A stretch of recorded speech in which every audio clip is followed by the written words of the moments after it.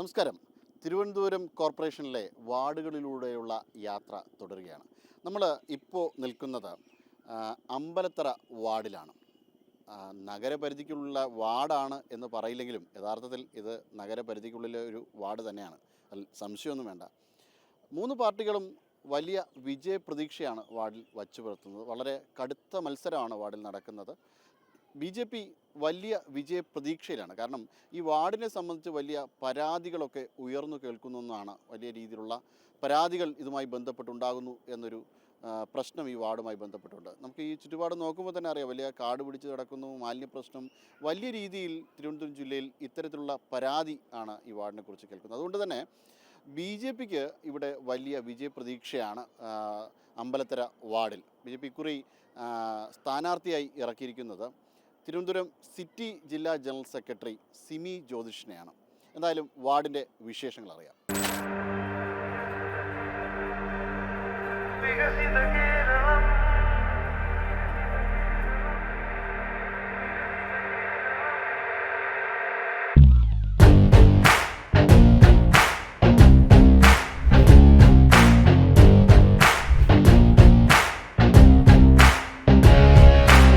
ഭദ്രമായൊരു രാജ്യം പടുത്തുയർത്തിയ ശക്തി കേരള നാടിനെ അടിമുടി മാറ്റാൻ ഇനി വരണം BJP.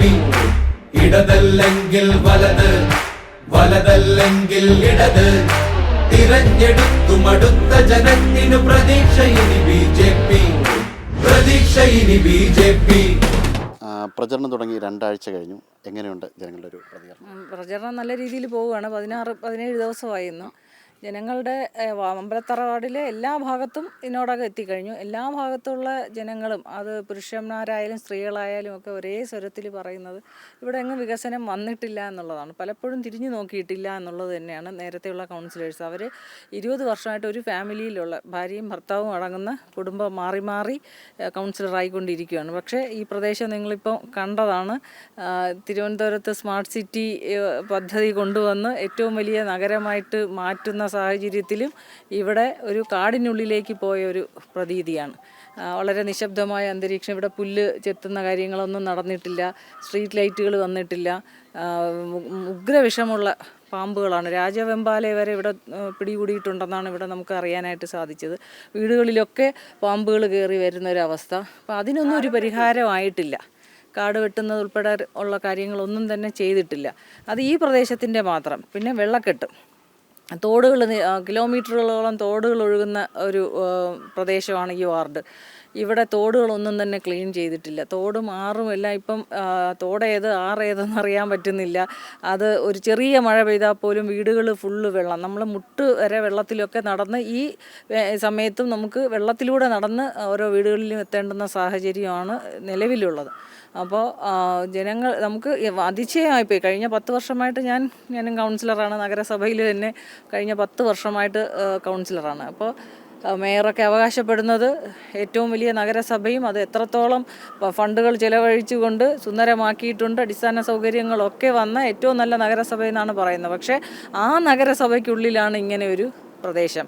നാട്ടുമ്പുറം പോലും, പഞ്ചായത്തുകൾ പോലും ഇതിനോടകം വളരെ വികസന പ്രവർത്തനങ്ങളൊക്കെ വന്ന് വികസിച്ചിട്ടുണ്ട്. പക്ഷേ അമ്പലത്തറ വാർഡിൻ്റെ മിക്ക പ്രദേശങ്ങളും ഇതേ അവസ്ഥയിലാണ് കിടക്കുന്നത്. അപ്പോൾ ഇതിനൊരു മാറ്റം വരുത്തിയേ പറ്റുള്ളൂ.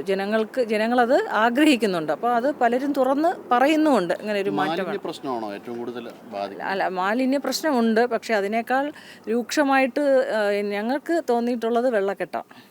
വെള്ളം കയറാത്ത, അതായത് മഴയില്ലാത്ത സമയത്ത്, വെയിലുള്ള സമയത്ത് പോലും നനവിലൂടെ മാത്രമേ പോകാൻ പറ്റുള്ളൂ. അങ്ങനെ ഒരു ഒഴുക്ക് നഷ്ടപ്പെട്ടു, തോടിൻ്റെയും ആറിൻ്റെയൊക്കെ ഒഴുക്ക് നഷ്ടപ്പെട്ട് അതിൽ മാലിന്യം അടിഞ്ഞത് മാത്രമല്ല, ചെടികളൊക്കെ വളർന്നു നിൽക്കുന്നു, കുളവാഴ ഉൾപ്പെടെയുള്ളവ വളർന്നു നിൽക്കുന്നു. അതൊക്കെ കാലാകാലങ്ങളിൽ മാറ്റിയാൽ മാത്രമേ ആ വെള്ളത്തിൻ്റെ ഒഴുക്ക് സുഗമം ആവുള്ളൂ. അതൊന്നും ചെയ്തിട്ടില്ല. അപ്പോൾ ഇത് വെള്ളം ഒഴുകാതെ കെട്ടിക്കിടന്ന് കൊതുകും കൂത്താടികളും മറ്റു പ്രാണികളും ഒക്കെ ആയിട്ട് നിറഞ്ഞ് ജനജീവിതം ദുസ്സഹമാണ്. ശുചീകരണത്തിന് ഇവിടെ ആൾക്കാർ എത്താറില്ലേ? ഇല്ല, ഈ പ്രദേശം കണ്ടിട്ട് ശുചീകരണത്തിന് വരുന്ന യാതൊരു ലക്ഷണവും ഇല്ല. കുറച്ച് റോഡ് സൈഡൊക്കെ കേന്ദ്രീകരിച്ച് എന്തൊക്കെയോ നടക്കുന്നുണ്ട്. ഹരിതകർമ്മസേനയൊക്കെ ഉള്ളതാണ്. പക്ഷേ മാലിന്യ പ്രശ്നത്തിനൊരു പൂർണ്ണമായ പരിഹാരമൊന്നും നമുക്ക് തോന്നിയിട്ടില്ല, പരിഹാരം ഉണ്ടായി എന്ന് തോന്നിയിട്ടില്ല. പല ഭാഗത്തും ഈ ഇന്നലെ പോയ പ്രദേശത്തൊക്കെ മാലിന്യം കൊണ്ട് വലിച്ചെറിഞ്ഞ ഒരു കാഴ്ചയാണ്, കൂമ്പാരം കൂടി കിടക്കുന്ന ഒരു കാഴ്ച കാണാൻ കഴിഞ്ഞു. ഈ വൃത്തിയാക്കുന്നതും ഒക്കെ ആയിട്ട് ബന്ധപ്പെട്ട് അഴിമതി ആരോപണങ്ങളൊക്കെ നേരിട്ട ഒരു ഭരണസമിതിയായിരുന്നു. അപ്പോൾ അത് ഇവിടെയും അത് വലിയ രീതിയിൽ ബാധിച്ചിട്ടുണ്ടെന്ന് വേണം കണക്കാക്കാൻ. അത് നമുക്ക് പ്രത്യക്ഷ തന്നെ മനസ്സിലാവുന്നുണ്ട്. കാരണം കിച്ചൺ ബിന്ന് നമുക്കറിയാം, അതിന് എത്ര കോടി രൂപയുടെ അഴിമതിയാണ് നടന്നിട്ടുള്ളതെന്ന് നമുക്കറിയാം.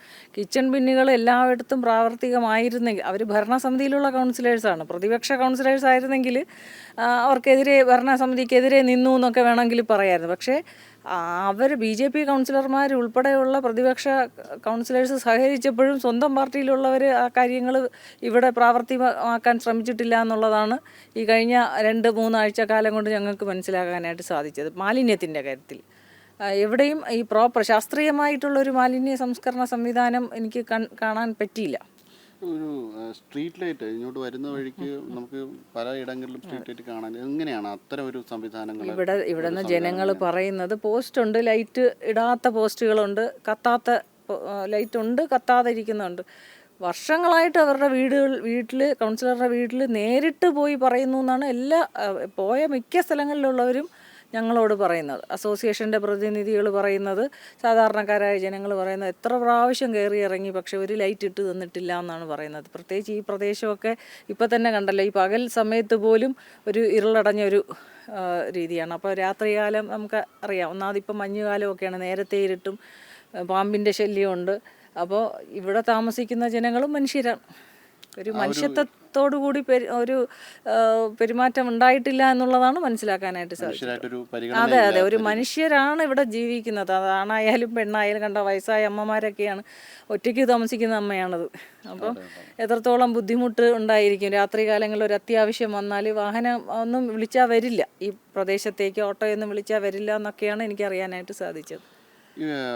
തലസ്ഥാനത്ത് ഏറ്റവും കൂടുതൽ ബാധിക്കുന്ന മറ്റൊരു പ്രശ്നം തെരുവുനായ പ്രശ്നമാണ്. തെരുവുനായ പ്രശ്നം ഈ വാർഡിനെ എങ്ങനെയാണ്? തെരുവ് നായകൾ ഇപ്പോൾ എല്ലാ വാർഡിലും ഉണ്ട്. വന്ധ്യംകരണം ചെയ്യാൻ കൊണ്ടുപോയാലും തിരിച്ചു കൊണ്ടുവിടുന്ന ഒരു സാഹചര്യമാണ്.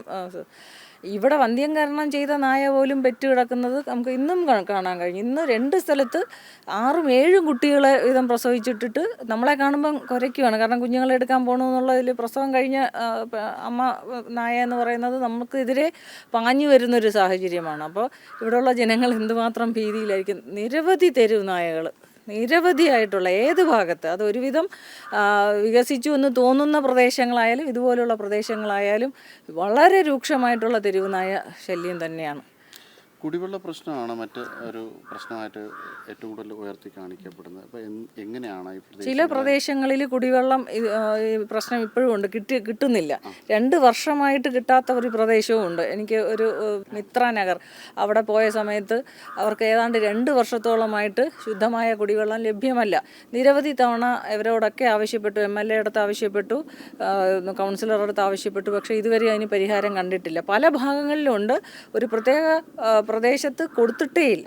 അപ്പം ഈ വോട്ട് കിട്ടുന്ന പ്രദേശം നോക്കിയുള്ള വികസനം, അങ്ങനെ ആ പ്രദേശത്തുള്ള ആൾക്കാർക്ക്, അവർക്ക് വോട്ട് ചെയ്തവർക്ക് മാത്രം ക്ഷേമ പ്രവർത്തനങ്ങൾ ചെയ്യുക, ഇതൊക്കെയാണ് ഒരു പ്രത്യേക വിഭാഗത്തിനെയൊക്കെ ഇപ്പോൾ BJPക്ക് വോട്ട് ചെയ്ത്, അല്ലെങ്കിൽ BJP വോട്ട് കൂടുതൽ കിട്ടിയ മേഖലയാണെങ്കിൽ അവിടെ തിരിഞ്ഞു നോക്കിയിട്ടില്ല എന്നൊക്കെ, അങ്ങനെ അത് പച്ചയ്ക്ക് പുള്ളി തുറന്ന് പറഞ്ഞുകൊണ്ടാണ്, നിങ്ങൾ BJPക്കല്ലേ വോട്ട് ചെയ്ത്, അതൊക്കെ ജനങ്ങൾ പറഞ്ഞുള്ള അറിവാണ്. ഞങ്ങൾ BJPക്ക് വോട്ട് കൊടുത്തത് കൊണ്ടാണ് ഞങ്ങൾക്ക് ലൈറ്റ് ഇട്ട് തരാത്ത, അല്ലെങ്കിൽ ഇങ്ങോട്ട് തിരിഞ്ഞു നോക്കാത്ത, ഒരു ദിവസം വന്നിട്ടില്ല എന്നൊക്കെയാണ് ആൾക്കാർ പറയുന്നത്.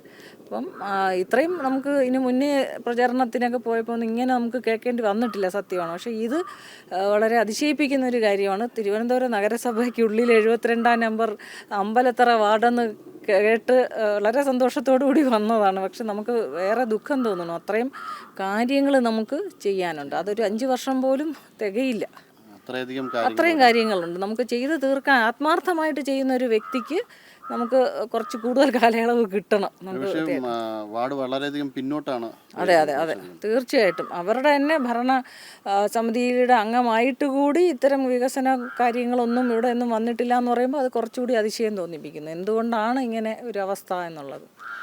അതിനുപരി തിരുവനന്തപുരത്തെ സീനിയർ നേതാക്കളിൽ ഒരാളായതുകൊണ്ട് തന്നെ താങ്കൾ ഇനിയൊരു കോർപ്പറേഷൻ BJP വിജയിച്ചു കഴിഞ്ഞാൽ അടുത്ത 45 ദിവസത്തിനകം പ്രധാനമന്ത്രി തന്നെ നേരിട്ടെത്തി വികസന രേഖ 5 വർഷത്തെ വികസന പ്രഖ്യാപിക്കുമെന്നാണ് പറയുന്നത്. അപ്പം എങ്ങനെയുണ്ട് കോർപ്പറേഷനിൽ കുറി BJP അല്ല BJPയുടെ വിജയം 100% ഉറപ്പിച്ച് തന്നെയാണ് ഞങ്ങൾ കഴിഞ്ഞ 8 മാസമായിട്ട് പ്രവർത്തിക്കുന്നത്. ജനങ്ങൾക്കെല്ലാം കഴിഞ്ഞ കാലഘട്ടങ്ങളിൽ നടന്നിട്ടുള്ള കാര്യങ്ങളെല്ലാം നന്നായിട്ട് ബോധ്യപ്പെട്ടിട്ടുണ്ട്. അത് പത്രമാധ്യമങ്ങളിലൂടെ ആയാലും ദൃശ്യമാധ്യമങ്ങളിലൂടെ ആയാലും സ്വന്തം അനുഭവത്തിലൂടെയൊക്കെ ജനങ്ങൾക്ക് ഏതാണ്ട് കാര്യങ്ങളെല്ലാം മനസ്സിലായിട്ടുണ്ട്. ആരും വിദ്യാഭ്യാസം ഇല്ലാത്തവരോ ഒന്നുമല്ല, അങ്ങനെയൊന്നും ആരെയും പറ്റിക്കാനും പറ്റില്ല. അപ്പോൾ കാര്യങ്ങളൊക്കെ ഏറെക്കുറെ എല്ലാവർക്കും മനസ്സിലായിട്ടുണ്ട്. എല്ലാവരും വികസനം ആഗ്രഹിക്കുന്നുമുണ്ട്. അപ്പോൾ അത് തീർച്ചയായിട്ടും BJPക്ക് അനുകൂലമായിട്ട് തന്നെ വരുമെന്ന് നമുക്ക് വിശ്വാസമുണ്ട്. കഴിഞ്ഞ കാലഘട്ടങ്ങളിൽ നമ്മളെ അത്രത്തോളം വിശ്വാസം അർപ്പിച്ചതുകൊണ്ടാണ് നമുക്ക് 35 സീറ്റ് വരെ എത്താൻ സാധിച്ചത്. ഇപ്പോൾ 50-ന് മേലെ സീറ്റ് എന്ന് പറയുന്നത് നമ്മൾ സ്വപ്നം കാണുന്നതൊന്നുമല്ല, യാഥാർത്ഥ്യമാണ്, നമുക്ക് ലഭിക്കും. അത്രത്തോളം ജനങ്ങൾ പല ബുദ്ധിമുട്ടുകളും അനുഭവിക്കുന്നുണ്ട്. അപ്പം BJP വാർഡുകളിൽ വന്നിട്ടുള്ള വികസനം അല്ലെങ്കിൽ BJP കൗൺസിലേഴ്സ് എങ്ങനെയാണോ ജനങ്ങളെ പരിഗണിക്കുന്നത് അതും ജനങ്ങൾക്ക് മനസ്സിലായിട്ടുണ്ട്. അപ്പോൾ അതുകൊണ്ട് തീർച്ചയായിട്ടും BJPക്ക് അനുകൂലമായിട്ടൊരു കാലാവസ്ഥയാണ് ഈ തെരഞ്ഞെടുപ്പിൽ നിൽക്കുന്നതെന്ന് തന്നെയാണ് എനിക്കും ഞങ്ങളുടെ കൂടെയുള്ള സഹപ്രവർത്തകർക്കും ഒക്കെ ബോധ്യമായിട്ടുള്ളത്. അത് തീർച്ചയായിട്ടും അതെ, അതാണ് സത്യം. മാറാത്തത് ഇനി മാറ്റും. BJPയിലൂടെ ഒരു മാറ്റം തിരുവനന്തപുരം നഗരത്തിന് മൊത്തമായിട്ട് സംഭവിക്കും. പിന്നെ എന്നെ സംബന്ധിച്ചിടത്തോളം ഇന്ന് അമ്പലത്തറ വാർഡെന്ന് പറയുന്നത് എന്ത് വില കൊടുത്തും വികസിപ്പിച്ചേ പറ്റുള്ളൂ എന്നുള്ളൊരവസ്ഥ. കാരണം വികസനം ഏറ്റവും അത്യാവശ്യമായിട്ട് നിൽക്കുന്ന ഒരു പ്രദേശമാണ്. അതാരും ഒരിക്കലും പ്രതീക്ഷിച്ചിട്ടുമില്ല. ഇതുപോലൊരു പ്രദേശം ഇങ്ങനെ ഒരു കാര്യങ്ങൾ എത്തപ്പെടാതെ കാട് പിടിച്ച് കിടക്കുന്നൊരു അവസ്ഥ സിറ്റിക്കുള്ളിൽ ഉണ്ടെന്നുള്ളത് വളരെ വിഷമകരമാണ്. അതിനെന്തായാലും ഒരു മാറ്റം വരുത്തുക തന്നെ ചെയ്യും. ഇപ്പോൾ ജനങ്ങൾ എന്നിലൊരു വിശ്വാസം അർപ്പിച്ചിട്ടുണ്ട്. അതുകൊണ്ട് തന്നെ ഒരു ജയം ഉണ്ടാകുമെന്ന് തന്നെയാണ് ഞങ്ങളുടെ എല്ലാവരുടെയും ഒരു വിശ്വാസം. അവരങ്ങനെ ഒരു വിശ്വാസം നമ്മളിലേക്ക് വോട്ടിലൂടെ തന്നു കഴിഞ്ഞാൽ, വിജയിപ്പിച്ചു കഴിഞ്ഞാൽ തീർച്ചയായിട്ടും വരുന്ന 5 കൊല്ലവും ഈ എല്ലാവരെയും നേരിൽ കണ്ട് അവരവരുടെ പ്രശ്നങ്ങൾ, പ്രദേശത്തിൻ്റെ പ്രശ്നങ്ങളെല്ലാം നേരിട്ട് മനസ്സിലാക്കി ഓരോന്നായിട്ട് പരിഹരിച്ച് തന്നെ മുന്നോട്ട് പോകും. തീർച്ചയായിട്ടും വാർഡും നഗരസഭയും ഒരുമിച്ച് ജയിക്കുമെന്നുള്ള വിശ്വാസത്തിലാണ്. വിജയാശംസകൾ. സന്തോഷം.